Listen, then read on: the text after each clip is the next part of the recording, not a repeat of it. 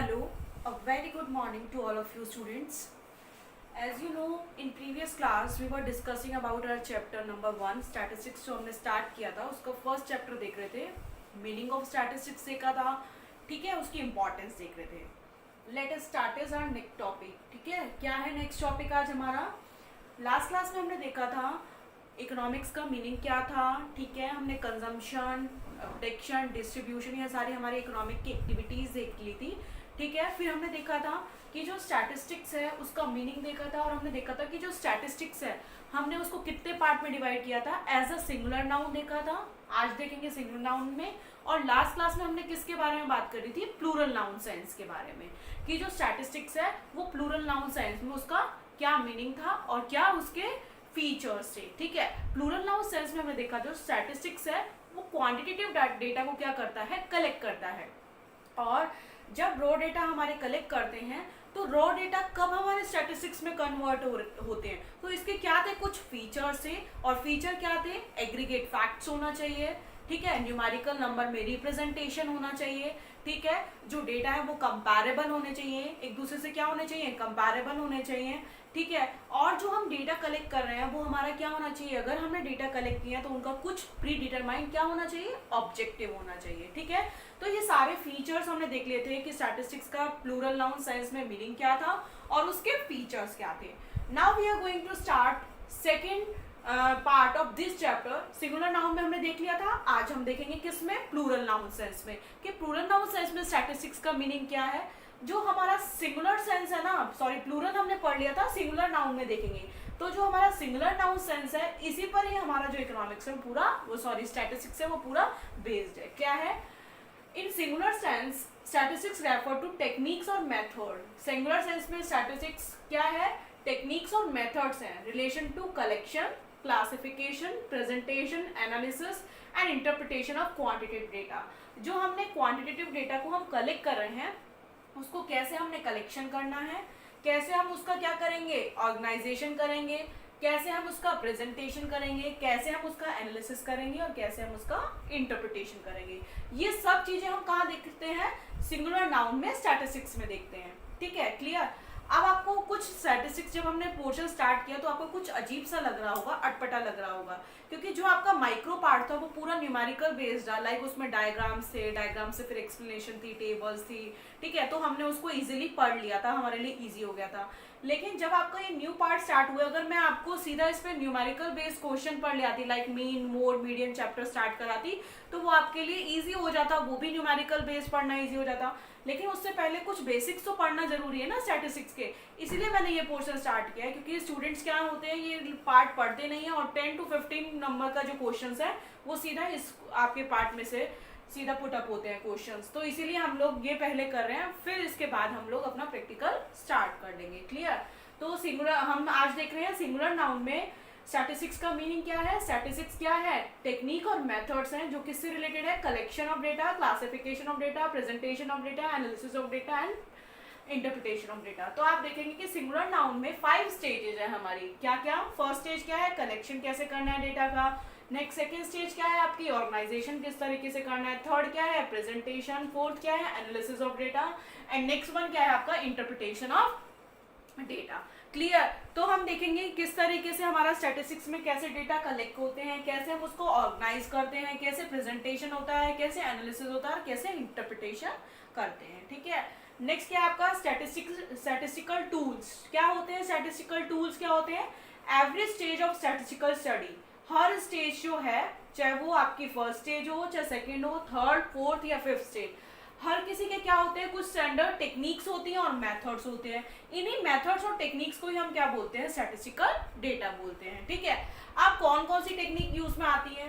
First जो आपके stage है ना, फर्स्ट स्टेज, उसमें हम क्या करते हैं? कलेक्शन करते हैं. और कलेक्शन 2 मेथड से करते हैं जिन्हें आप नेक्स्ट चैप्टर में डिटेल में पढ़ेंगे. कलेक्शन ऑफ डेटा आपका अगर न्यू चैप्टर हो जाएगा, ऑर्गेनाइजेशन ऑफ डेटा आपका न्यू चैप्टर हो जाएगा, प्रेजेंटेशन ऑफ डेटा आपका न्यू चैप्टर हो जाएगा, एनालिसिस ऑफ डेटा आपका न्यू चैप्टर हो जाएगा, देन इंटरप्रिटेशन ऑफ डेटा आपका क्या हो जाएगा? न्यू चैप्टर हो जाएगा. लेकिन फिर भी मैं आज आपको थोड़ा थोड़ा ब्रीफ कर देती हूँ कि क्या क्या चीज़ें किस किस में है, ठीक है। तो कलेक्शन ऑफ डेटा जो है वो आपके जो डेटा कलेक्ट किए जाते हैं ना, उनके 2 मेथड्स हैं। कौन कौन से हैं? एक तो आपका हो गया सेंसस मेथड और दूसरा क्या हो गया आपका सैंपल मेथड। अब क्या होता है ये सेंसस मेथड और सैंपल मेथड? जब डेटा कलेक्ट करते हैं तो अगर हम डेटा कलेक्ट करने खुद जा रहे हैं और जाकर डेटा डायरेक्टली कलेक्ट कर रहे हैं ना, तो वो तो आपका क्या होगा? Census method. क्लियर?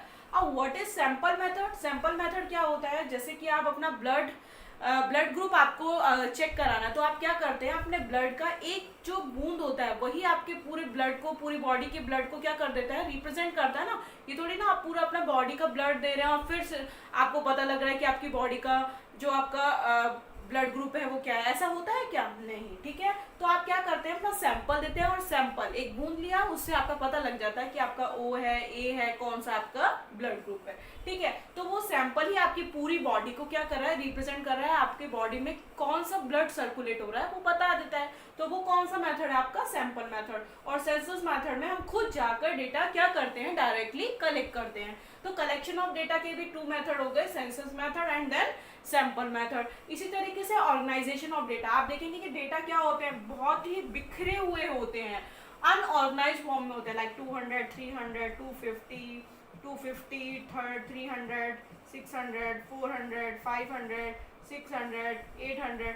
तो ये जो डेटा है ना, इसको देख के क्या आप कोई एनालिसिस लगा सकते हैं? क्या निकाल सकते हैं इसको देख के? क्योंकि ये क्या है, बहुत ही अनऑर्गेनाइज तरीके से क्या हुआ है, सब चीज़ें बिखरी हुई हैं। तो ऑर्गेनाइजेशन ऑफ डेटा में हम क्या करते हैं, जो ये बिखरे हुए डेटा है ना, इनको एक कलेक्ट करते हैं और एक ऑर्गेनाइज फॉर्म में क्या करते हैं? रिप्रेजेंट करते हैं। तो ऑर्गेनाइजेशन ऑफ डेटा के भी क्या होते हैं? कुछ मेथड्स होते हैं। लाइक हम क्या कर सकते हैं? टैली बार्स हो गए, ठीक है। तो ऑर्गेनाइजेशन करते हैं कि टैली बार्स लगाकर हम डेटा को एक ऑर्गेनाइज फॉर्म में क्या कर देते हैं? रिप्रेजेंट कर देते हैं, जिससे कि हम डायरेक्टली अब उससे क्या कर सकते हैं? कोई भी कंक्लूजन इजीली फाइंड कर सकते हैं। तो हमने क्या किया, जो अनऑर्गेनाइज डेटा थे उनको ऑर्गेनाइज वे में क्या कर दिया? कलेक्ट कर दिया और अच्छे से रिप्रेजेंट कर दिया। देन क्या होगा आपका? Presentation of data. अब कलेक्शन हो गया, ऑर्गेनाइजेशन हो गया, देन आप क्या करेंगे? प्रेजेंटेशन। और प्रेजेंटेशन करने के मेथड क्या क्या होते हैं? प्रेजेंटेशन आप कैसे कर सकते हैं? या तो आप टेबुलर फॉर्म में कर सकते हैं, ठीक है, या आप क्या कर सकते हैं? डायग्रामेटिक फॉर्म में कर सकते हैं, ठीक है। आप डायग्रामेटिक में भी आप पाई डायग्राम बना रहे हैं, या आप क्या कर रहे हैं? हिस्टोग्राम बना रहे हैं। तो ये आप पर डिपेंड करता है कि प्रेजेंटेशन आप किस तरीके से कर रहे हैं, टेबुलर फॉर्म में कर रहे हैं, डायग्रामेटिक फॉर्म में कर रहे हैं, किस तरीके से प्रेजेंटेशन कर रहे हैं। तो प्रेजेंटेशन की भी ये क्या हो गई? कुछ टेक्निक्स हो गई कि हम किस टेक्निक्स के थ्रू अपना प्रेजेंटेशन इफेक्टिव बना सकते हैं। देन क्या होगा आपका? Analysis of data. अब एनालिसिस ऑफ डेटा में क्या होगा कि हम एनालिसिस करते हैं, लाइक हम मीन निकालते हैं, मोड निकालते हैं, ठीक है, मीडियन फाइंड करते हैं, कोरिलेशन फाइंड करते हैं, स्टैंडर्ड डेविएशन फाइंड करते हैं।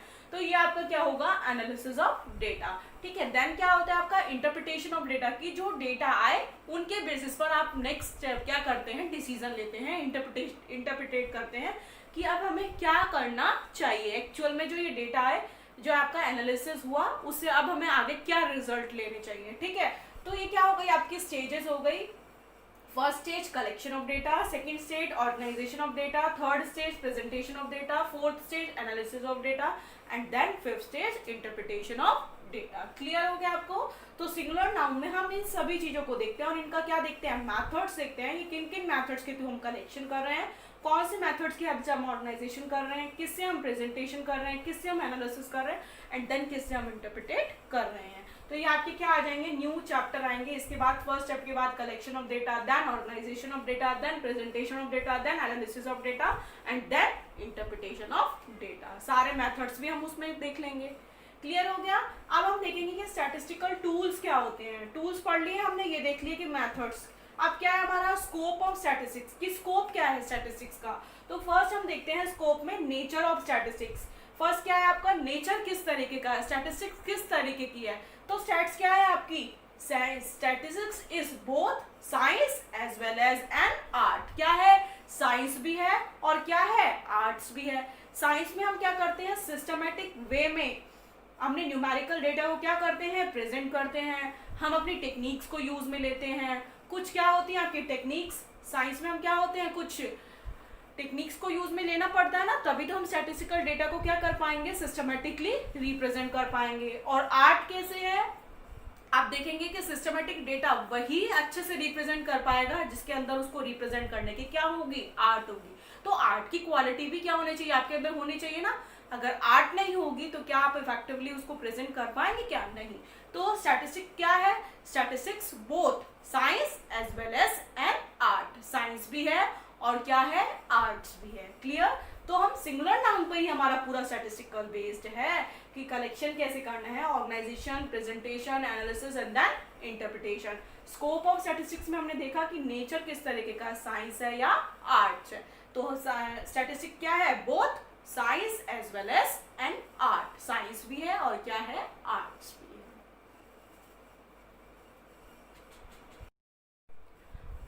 Now we see the second scope of statistics, that is subject matter of statistics। कि सब्जेक्ट मैटर क्या है स्टैटिस्टिक्स के, किन किन की स्टडी हम करते हैं। तो फर्स्ट क्या है, descriptive statistics. What is descriptive statistics, क्या है भाई डिस्क्रिप्टिव स्टैटिस्टिक्स। तो क्या है, it refers to those method which are use for collection. इसमें हम उन मेथड्स को यूज में लेते हैं जिससे कि हम क्या करते हैं, those are use for collection, presentation as well as analysis of data. These methods are related to such estimation as measurement of center tendency, measurement of description and correlation। ठीक है, इसमें हम उन मेथड्स को यूज में लेते हैं जो कि काम आते हैं हमें किस में, central tendency mean, mode, median कैसे फाइंड करेंगे, डिस्क्रिप्शन किस तरीके से फाइंड करेंगे और कोरिलेशन किस तरीके से फाइंड करेंगे, स्टैंडर्ड डेविएशन, इन सब का एनालिसिस हम किस में करते हैं, डिस्क्रिप्टिव स्टैटिस्टिक्स में। क्लियर। और क्या है आपका next, informational statistics. Informational statistics में हम क्या करते हैं, हम डेटा कलेक्ट करते हैं और उसमें कौन सा मेथड यूज में लेते हैं, सैम्पलिंग मेथड। ठीक है, सैंपल मेथड के थ्रू हम क्या करते हैं, कंक्लूजन निकालते हैं।